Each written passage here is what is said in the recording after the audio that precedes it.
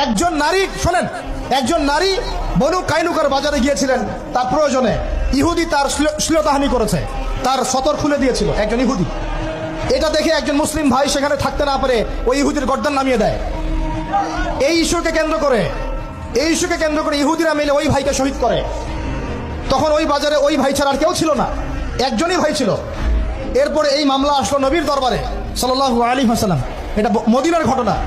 নবী সাল্লাল্লাহু আলাইহি ওয়াসাল্লাম ওই সাহাবীকে তো দোষারোপ করেনই নাই, ওই সাহাবীকে দোষারোপ করেন নাই, বরং নিজে বর্ম পরে অন্য সাহাবীদেরকে বলেছেন তোমরা বের হও, আমরা বনু কাইনুকা আক্রমণ করবো, ওকে এখান থেকে বের করে দেবো।